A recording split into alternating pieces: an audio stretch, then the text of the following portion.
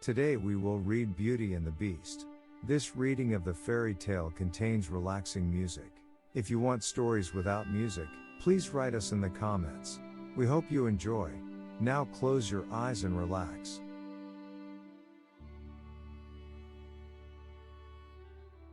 Once upon a time, a young prince lived in a shining castle.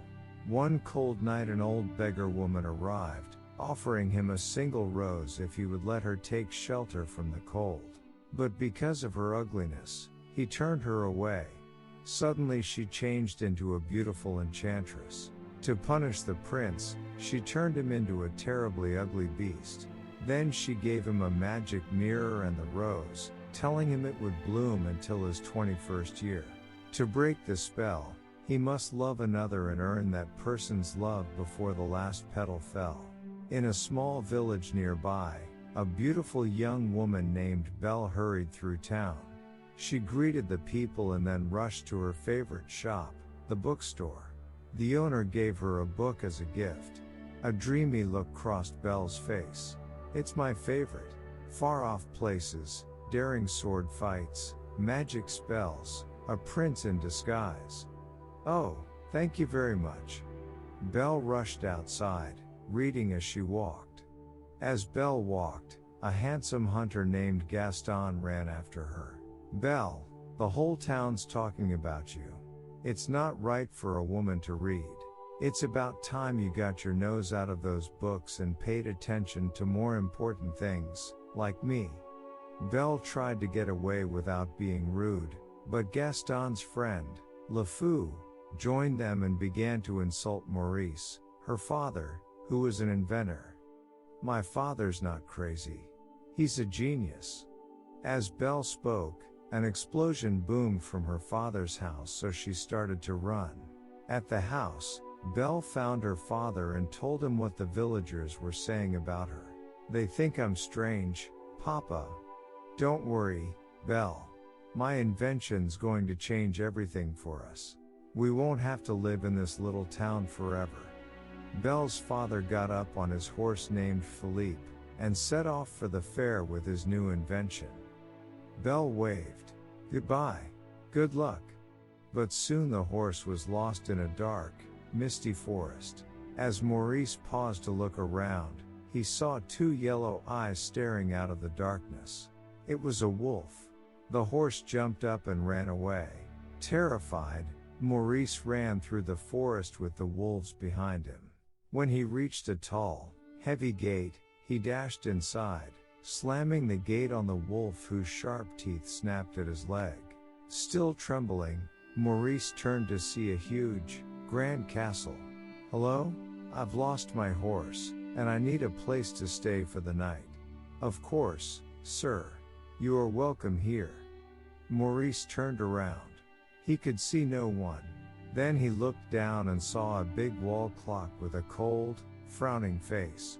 Beside him was a smiling candle stand. Maurice grabbed the clock and examined it. "This is impossible. Why, you're alive." The enchantress had turned all the prince's servants into household objects. As the wall clock protested, the candle stand led Maurice into the sitting room. There he met a friendly teapot named Mrs. Potts and her son, a cute teacup named Chip. Suddenly, the door opened. A voice boomed, "There's a stranger here." Maurice jumped out of his chair. In the shadows was a large, ugly figure. "Please. I need a place to stay." "I'll give you a place to stay." The beast grabbed Maurice and pulled him out of the room. Back home at the cottage, Belle heard a knock at the door and opened it. "Gaston. What a pleasant surprise." "Belle, every girl in town would love to be in your shoes. Do you know why? Because I want to marry you." "Gaston, I don't know what to say. I'm sorry, but I just don't deserve you." As Gaston was leaving, he tripped and fell in the mud. When Belle looked out, she saw that the villagers had come together, hoping to see a wedding. The priest and all Gaston's friends saw him lose face. After the villagers and an angry Gaston left, Belle ran outside to feed the chickens. There she found her father's horse, alone. "Philippe, what are you doing here? Where's Papa?" The horse made some light sounds. Frightened, Belle jumped onto Philippe and returned to the mysterious forest. Soon, they found the castle. "What is this place?" Then she saw her father's hat on the ground.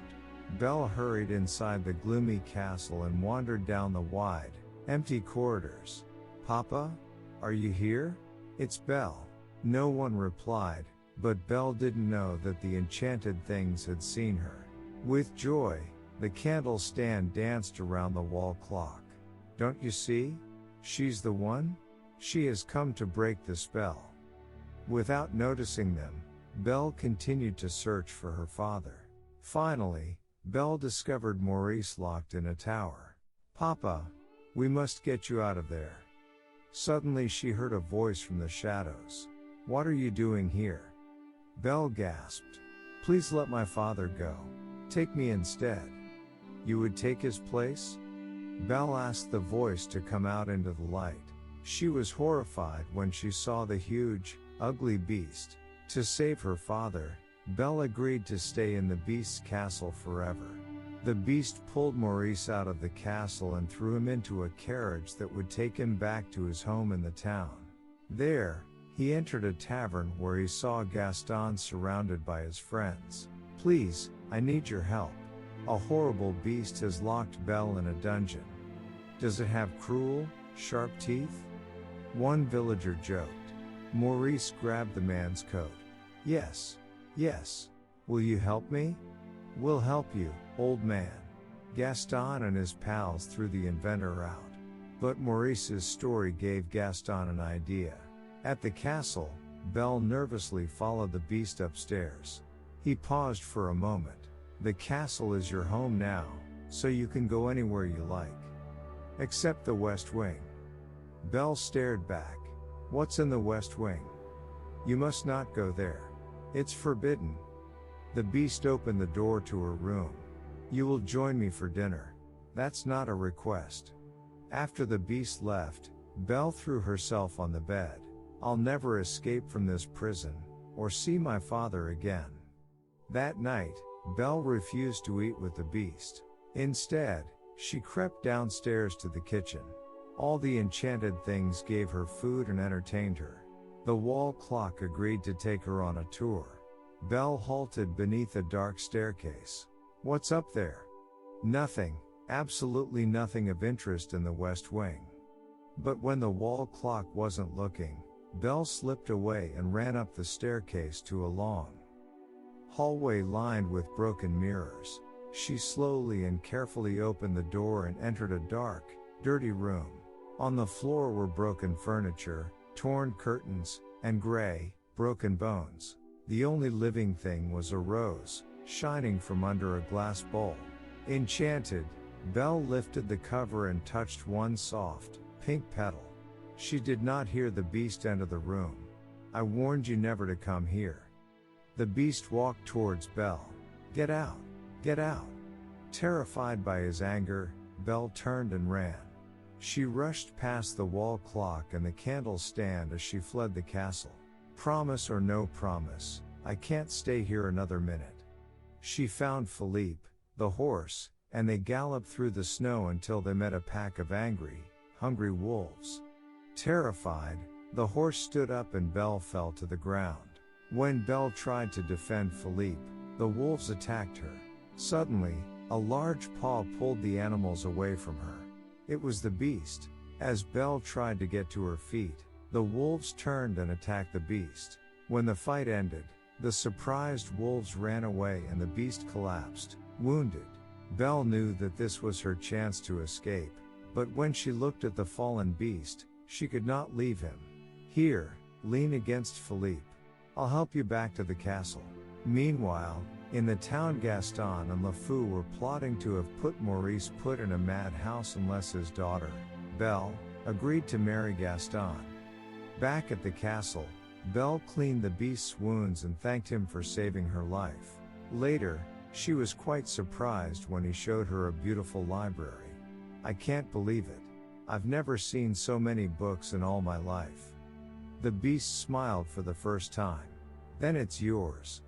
That evening, Mrs. Potts and the other objects watched as Belle read a story to the beast. They were filled with hope that the beast and Belle would fall in love. Gradually, the mood in the castle began to change. Belle and the beast read together, ate together, and played together in the snow. They even had a snowball fight. When Belle watched the big, funny-looking beast try to feed some birds, she realized that he was kind and gentle, something that she hadn't seen before. In turn, the beast started to hope that Belle would begin to care for him. He tidied his room, bathed, and dressed up for the evening. He was overjoyed when Belle taught him how to dance. That evening, the beast asked Belle if she was happy. "Yes, I only wish I could see my father. I miss him so much." "There is a way." The beast showed Belle the magic mirror. In it, she saw her father lost in the woods, ill from his search for her. When the beast saw the unhappy look on Belle's face, he decided to let her go, even if it meant he would never be human again. Before Belle left, he gave her the magic mirror. "Take it with you so you'll always have a way to look back and remember me." Heartbroken, the beast watched as Belle climbed on Philippe and rode away. When she found her poor father in the forest, Belle took him to their cottage so she could nurse him back to health. But as soon as they arrived, a tall, thin man knocked on the door. It was Mr. Dark. He had come to take her father to his madhouse. Le Fou had convinced the villagers that Maurice was crazy because he was always talking about some terrible beast. "No, I won't let you." Belle blocked the way. Gaston put his arm around Belle. "I can clear up this little misunderstanding, if you marry me. Just say yes." Belle showed them the beast in the magic mirror. "He's not ugly and cruel. He's really kind and gentle." Enraged, Gaston shouted, "She's as crazy as the old man. I say we kill the beast." The mob of villagers went to the castle, locked Belle and her father in the cellar and looked for the beast. As the villagers fought the enchanted things, Gaston forced the beast up to the castle roof. He beat the beast who didn't even try to resist. "Get up! Or are you too kind and gentle to fight back?" In the meantime, Chip had helped Belle and Maurice escape from the cellar. When the beast saw Belle, he grabbed Gaston by the throat. But his love for Belle had made him too human. He let Gaston go and looked at Belle. Without warning, Gaston stabbed the beast in the back. The beast roared. Gaston stepped back, and fell off the roof to his death. Wounded, the beast gazed at Belle before he collapsed. She ran to him and held him in her arms. "No. Please. I love you." The rain began to fall gently. Slowly the beast opened his eyes and in astonishment, he watched his paws change into hands. He held them out to Belle. "Belle, it's me." Belle hesitated and then looked into his eyes. "It's you." The prince drew her close and kissed her. Then they watched happily as Cogsworth the wall clock, Lumiere the candle stand, Chip, Mrs. Potts, and all the other servants once again became human. True love had finally broken the spell, and everyone danced for joy.